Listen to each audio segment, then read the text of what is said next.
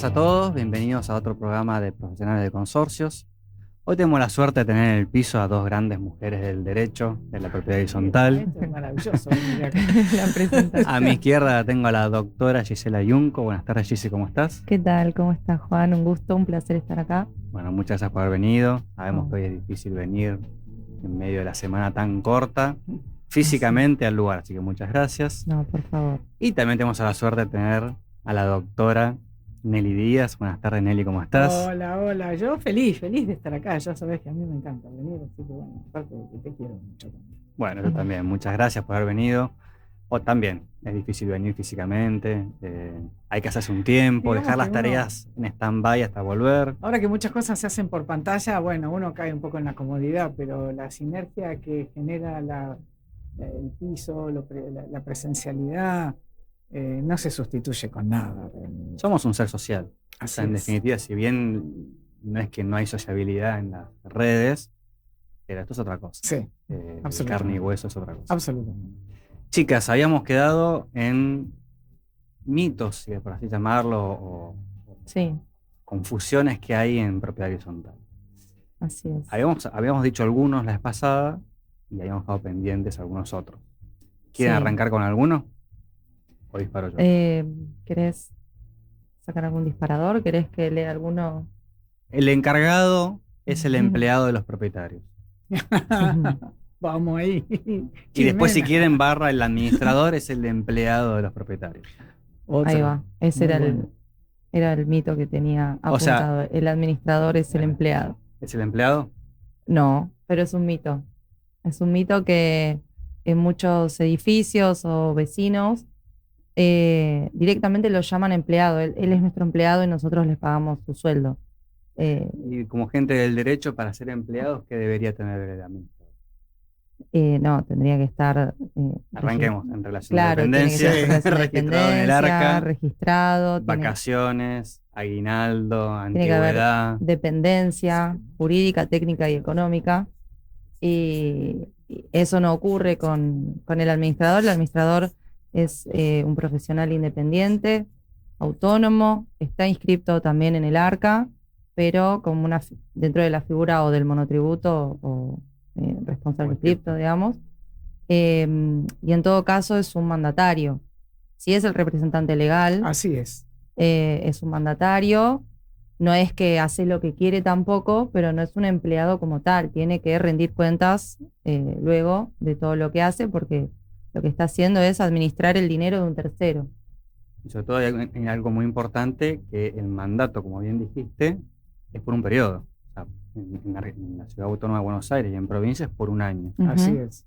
Pero terminado el año, convoca asamblea ordinaria y la asamblea puede renovarle o no. Exactamente. Es Muchas una veces cuestión también de no se sabe. plazo.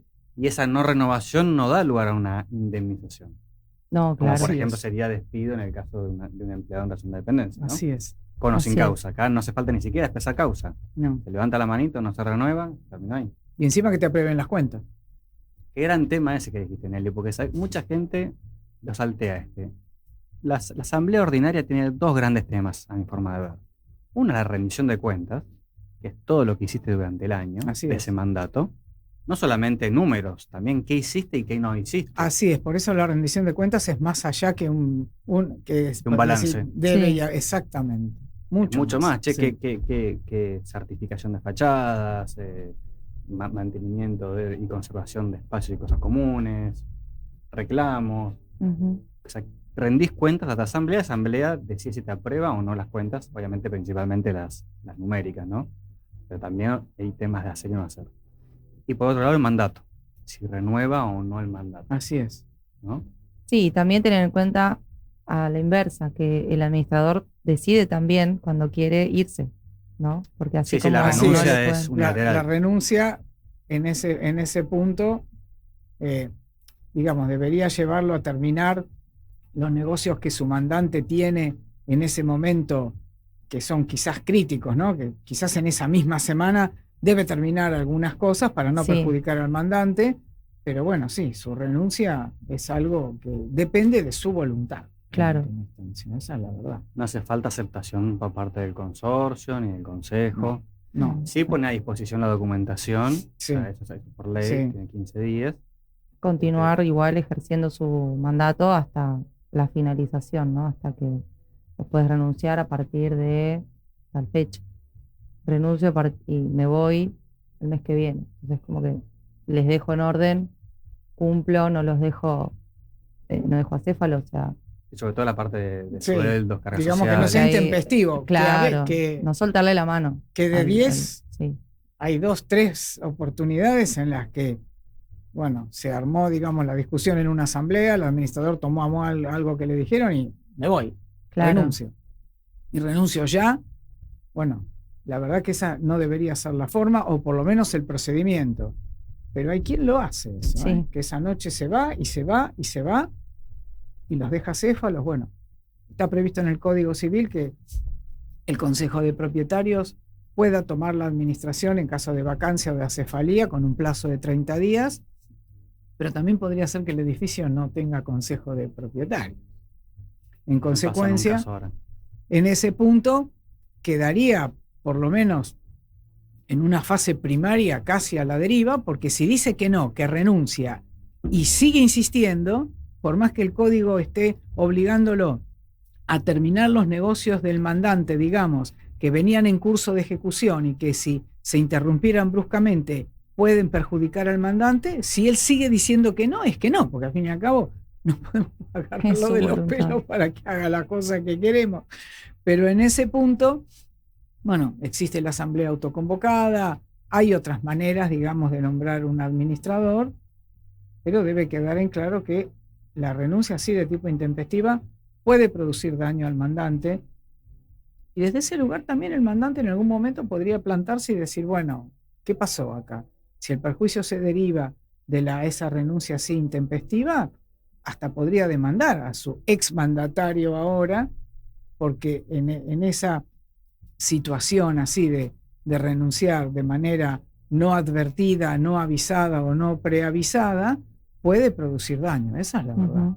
Tengo un caso ahora de un administrador que lo intiman para que llame a asamblea porque no llamaba a asamblea hace 2 o 3 años. Qué tema ese también. Termina llamando a asamblea, luego hace intimado, denuncia en el gobierno de la ciudad, termina haciendo la asamblea y en la asamblea no la aceptan, o sea, no le aprueban la rendición de cuentas y no la renuevan el mandato.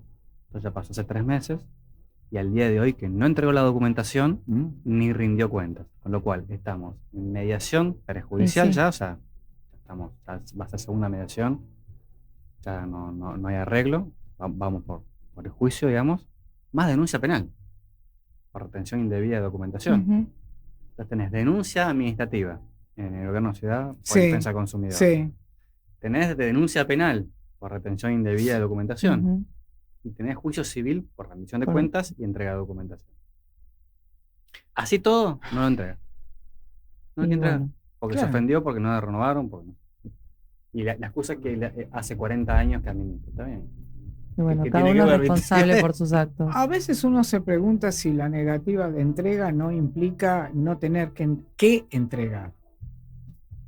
El libro de actas lo tiene para entregar. O sea, y aparte, a ver, Sí, pero digamos nosotros el tres libro libros de más a actas, veces no los tienen, pero el libro de actas es algo que quizás el nuevo administrador pueda tramitar ante el registro de la propiedad de inmueble, bueno, ahora ante la IGJ en todo caso. Pero la cuestión tiene que ver con lo medular de la documentación en lo que hace al manejo de los fondos. Quizás no entrega porque en última instancia no tiene algo bueno que exhibir o que la mostrar. rendición de cuentas es el problema. Es lo más probable. eso, Sí, ¿no? sí. Porque Y- 40 años tampoco certifican nada ni justifican nada. Al contrario, a veces decir hace 40 años que administro, uno ya mira y dice, si estás pensando que administraste bien hace 40 años, porque estás administrando como hace 40 años, estamos en el horno. Claro, porque eran Sí, otras sí. costumbres. ¿Cómo ha cambiado todo? Otra ¿Cómo- legislación incluso. ni en los últimos 40, los últimos 20, los últimos 10, los últimos 5, desde la pandemia para acá. Este año cumple 10 años el nuevo Código Civil. 10, sí, y 20 años, más de 20, 22 creo, la ley 941, así que bueno, todo un tema ese, pero Ujú. igual así uno ve realmente personas que se plantan. Bueno, esto también tiene que ver con estos mitos de los que estaban hablando ustedes hoy, que no es tu empleado. Pero la idea del administrador de sentirse el dueño de la casa y el jefe del consorcio es un tema también, ¿eh? Ahí tenés otro mito, de sentirse el dueño de la casa o el que manda en la casa, o digamos, el que decide qué es lo que va a hacer o no va a hacer el consorcio, que en el fondo es nada más que el órgano ejecutivo del consorcio, y si es ejecutivo porque ejecuta, quiere decir que está recibiendo órdenes de otro lado, más allá de que tiene una serie de atribuciones o lo que fuera. El código habla de atribuciones del administrador, que si uno las lee, más que atribuciones son obligaciones. 13 incisos. Sí. Fíjate, todo lo que se le manda a hacer, el código, la parte de mandatario. Cada localidad después le agrega algo. Después el código mismo en la parte propia horizontal. Después cada localidad, bueno, como acá la ley 941, las que fueran en otras jurisdicciones. Bueno, desde ese lugar. Alguna vez también, perdón, Sí. no solamente el Código Civil, sino la ley de la localidad, 941 en Cava, Claro, 701 en Buenos Aires, exactamente. Y el resto. Y seguís Sino también agregando. le puedes agregar que capaz el reglamento algo más le agrega. Es que seguro le agrega. Por ejemplo, hacer asamblea ordinaria en mayo. Es que Punto. seguro, Lo tenés que totalmente hacer. de acuerdo. Sí, Y cuando no más, porque también lo dice el código, las asambleas. sí, Siempre y cuando sean legales las Sí, órdenes, ¿no? Siempre y sí. cuando el mandato sea legal sí. y no esté vedado por nada, es válido. Bueno, ahí todo Sí. lo que dijiste destruye el mito del administrador que se cree el dueño del consorcio o el jefe del consorcio, o que se cree que el consorcio tiene que hacer lo que él entiende que hay que hacer. Así que ahí tienes uno más. Y hablando de creerse dueño, acá a colación traigo otro. El dueño o inquilino del último piso, ¿es dueño de la terraza? ¿Puede hacer uso y goce ¿Qué tema? Mira, de la misma? ahí tenés que mirar. Primero tenés que agarrar el reglamento. El reglamento a vos te va a decir, copiando al plano, qué clase de superficie descubierta es esa terraza.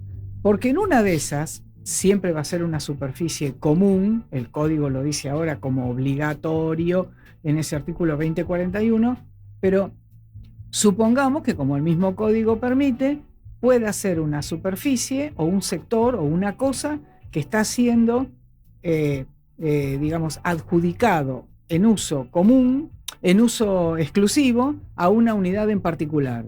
Entonces vos sí, ahí tenés al del último piso que usa de manera exclusiva la terraza porque tiene verdaderamente el uso exclusivo de una parte común, pero tiene el uso. Pero tiene el derecho a hacerlo. Pero ¿qué pasa si Sí. no lo tiene y está tu vecino haciéndose un asado y está tu ropa? Eso es colgada, complicado, ¿no? como bien decía Nelly. Muy bien. Por Código Civil y Comercial 2041, lo que es terraza, azotea y todo eso es espacio común. Ahora, el problema es cuando es alguna parte de eso de uso exclusivo. Mira, Ni te digo la portería. Cuando el último piso está la portería y el encargado, que son los menos, pero que algunos se apoderan Sí, de la terraza y es de Por ellos. eso. pero lo que vos estás diciendo, el artículo 2040 del código, si mal no recuerdo, tiene una frase que yo, cuando daba los cursos para administrador, siempre decía lo mismo. Esta frase es de oro. Cuando dice que las personas, los propietarios, o quien gocen de esto, de este derecho, podrán usar las cosas, partes y sectores comunes sin perjudicar ni restringir el legítimo derecho de los demás. Bueno, esa es una herramienta fabulosa en la propia horizontal, porque si la terraza es para tender ropa y de repente vos tenés uno que se compra una de esas parrillas que se llaman chulengo y las deja arriba, por eso. y una vez por semana en un lugar que no estaba pensado para eso, porque bueno, ahora de hecho hay parrillas en montones de edificios, pero no estaba pensado para eso, sino para ir a tomar solo, o tender la ropa o lo que sea, y lo tenés ahí haciéndote un asado, no sé, una vez por semana. Bueno, ahí tenés un uso abusivo, un uso que no contempla o que por lo menos restringe, limita o perjudica el legítimo derecho de los demás. En todo caso, llamen a una asamblea, amplíen la posibilidad de que la terraza tenga otros usos, pero mientras eso no ocurra, vos tenés que retirar tu chulengo, venderlo por Mercado Libre y se acabó el asado. Así que ahí eso creo que responde un poco a tu inquietud. Bien. Sí, pasa, las parrillas son muy divertidas y muy ricas, pero generan a veces olores, Y humo, Humo. y ruido, Humo, otros, y ruido, y envidias. no, y ruido. Sobre todo un Ruido, domingo. por lo general Ruido. uno no hace el asado solo, está en compañía de otro. Sí, Y si ese espacio común está preparado para que haya tránsito habitual, en exactamente. cantidad, Sí. misma estructura edilicia está Sí. preparada para 20 personas, Claro. Sí, bailando y saltando, porque a veces también sí. ¿Quién vive música. debajo del Zoom, por ejemplo? Hay que tener cuidado cuando compras ahora, porque bueno, hay cierta tendencia a esa especie de quebrantamiento, incluso de las normas internas, que quizás dice, bueno, no, la fiesta va a ser hasta las 10 de la noche o hasta, no sé, a las 12 de la noche, resulta que son las 3 de la mañana y vos tenés arriba un ejército de gente que está bailando. Bueno, hay que ver quién compra abajo del Zoom. Hay que tener cuidado con algunas cosas. ¿Sí? Se pregunta mucho, ¿Viste? ¿cómo son los vecinos? Dice, ¿Qué tal? pero cuando vos vas a comprar, Pero bueno, no se es- sabe. el edificio es el paraíso. Todo es divino. Sí. Hasta lo no permitido ha sido asumido por el consorcio como permitido, hasta que vos compraste y a los 3 días te llega una carta de documento que te está indicando, no sé, saque el techado, haga esto, ojo con el balcón. Es un tema realmente. Por eso hay que tener mucho ojo. Igual, si vas a comprar con un crédito bancario, lo más probable es que si la unidad tiene algún tipo de irregularidad que no se corresponde con el plano, el banco te va a decir, no, mira, en esto no nos vamos a meter. No. O sea, lo que puede ser un trastorno para vos, al mismo tiempo puede ser una ayuda si vas a comprar algo que tiene algún tipo de edificación o de obra clandestina, bueno, por lo menos te estás enterando, ¿no?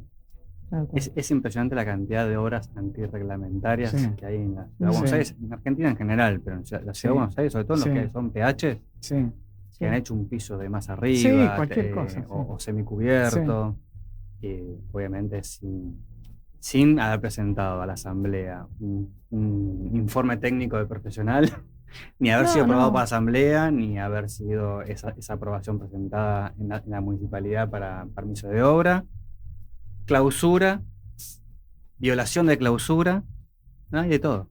Es impresionante. esto se engancha con el tema que vos habías propuesto, el de los mitos. El mito de yo en mi unidad hago lo que quiero, yo en mi casa hago lo que quiero, yo en mi terraza hago lo que quiero, o dentro de mi departamento hago lo que quiero. Ese es un mito también bastante, digamos, común y acendrado. Hay un sector, sobre todo en las casas que son de planta baja, es un tema. Bueno, vos misma aquí me decías, en el último piso también hay algunos que se toman la terraza. Sí. Por algo. Acá en la ciudad no, porque se intentó, pero así como se intentó, se olvidó o se dejó de lado la idea. Por algo en la provincia de Buenos Aires las compraventas necesitan de la agrimensura para que se certifique que efectivamente lo que hay es lo que se corresponde con los planos registrados, incluso en propiedad horizontal, porque es un tema también. Bueno, algún día llegará a la ciudad de Buenos Aires. Y así como tienen este mito de el del último piso, ¿no? El del último, pobre los de planta baja, que también una queja es, tengo todas las colillas de cigarrillos, Y a veces eso suave Sí. con la colilla. Sí. Hay de todo. hay de todo, pero bueno, Sí. Desde un pañal, como decís, como un pañal usado. ¿cómo puede llegar Un eso? Va a tacho de terminar- basura, una silla. Nosotros O sea, hemos ¿cómo se tenido le casos ocurrió que que- son espantosos. Claro, ¿cómo se le ocurrió que el pañal usado iba a terminar en algún lugar bueno si lo tiras por la ventana? Sí, sí. Es A algún lugar terrible. llega eso.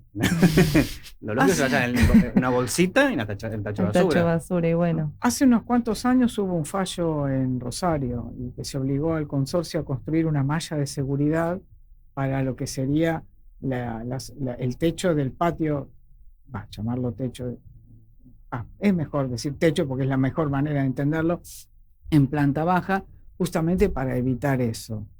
Y nosotros ya antes del fallo, nosotros normalmente decíamos, vos tenés el patio, después también aparecen algunas otras cuestiones. Bueno, te caen las colillas.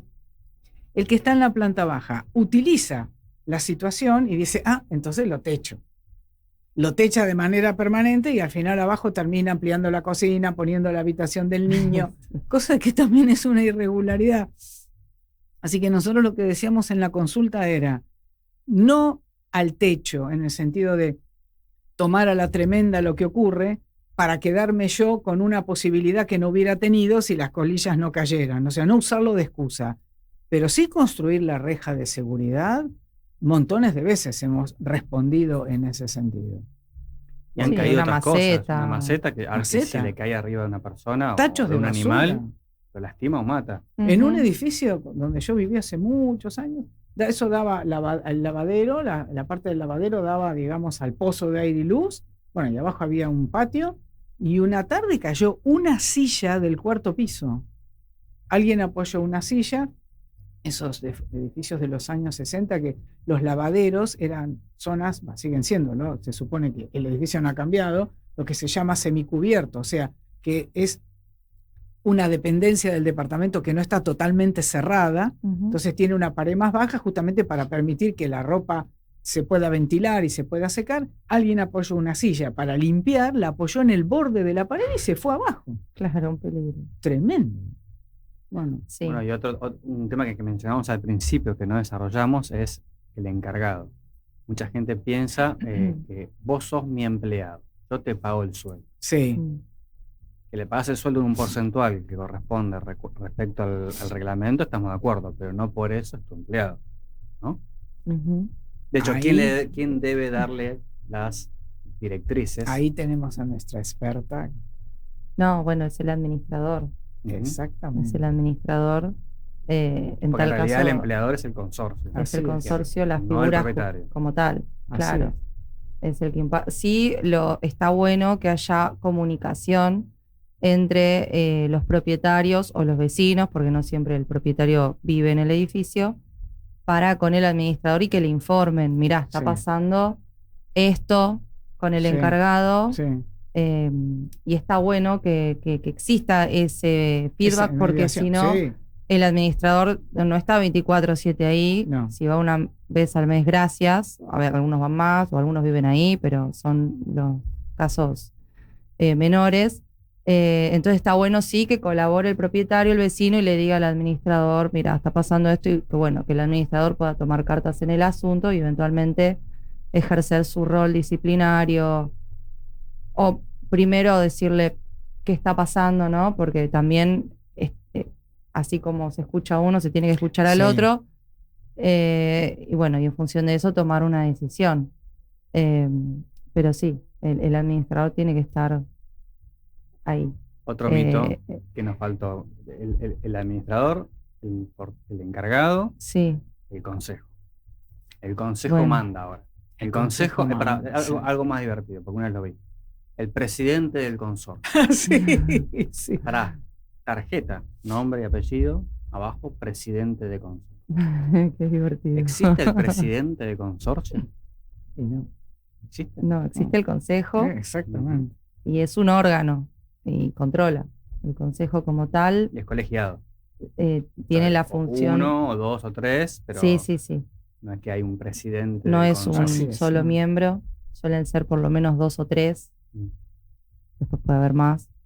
En general son 3, como Sí, eso sería lo ideal, en quizás, general. ¿no? Pero bueno, el órgano como tal, consejo, supervisa, controla y tiene su función específica también. Así es. Pero no toma tampoco decisiones. O sea, nadie toma decisiones de forma individual porque No. es una pequeña sociedad, Así digamos. es.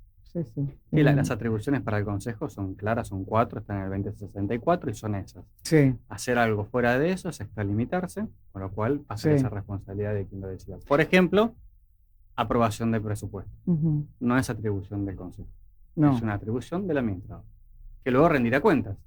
Con lo Ujú. cual, derivar o intentar desligar responsabilidad en la aprobación o no del consejo de ciertos trabajos o no en ciertas unidades funcionales que fueron damnificadas. Por ejemplo, que ha pasado, ¿viste? No, el consejo no aprueba el arreglo en tal unidad funcional porque se miraron mal. Sí, Mm. sí, sí. ¿Qué tiene que Sí, ver? sí, Eso sí, no eso desliga la estás diciendo es responsabilidad al muy cierto. administrador de reparar el daño. Sí, o después la conversación se va para otro tema y recuerdan épocas, me ha pasado de escuchar en donde, sobre todo en plena presencialidad, donde han terminado las piñas, básicamente era Sí. un River y Boca, y yo no lo podía creer porque, bueno, trataba de conducirlo de otra manera, ¿no? Pero nada, me he enterado de esas cosas. Entonces el encargado tampoco es empleado del consejo. Así es. Y eso también es otro mito, como bien estás sugiriendo ya a partir de lo que decís, que tiene que ver con que el consejo tampoco está habilitado ni está legitimado para impartir órdenes. Esa es la realidad. Si bien, no sé, creo que yo de cada 10 casos, 2 debe haber que lo hacen. Pero A veces pueden poner trabas, sí, quizás no mandan, no establecen, pero ponen una trabita. Hay sí, una traba, por ejemplo, también para la ejecución de expensas, que cuando dice el código que si hay consejo, sí, tienen que firmar el certificado sí, de deuda. sí. Ujú. ¿Qué pasa si son 3 y uno de los 3 dice, no, yo no firmo porque es mi amigo a quien quiere ejecutar? O porque soy solidario con él por lo que fuese. ¿Qué hacemos? El juez te dice, tráigame el acta de asamblea, acá dice que son 3, acá hay 2 firmas, falta uno. Exactamente. ¿Qué hacemos? Y estamos complicados.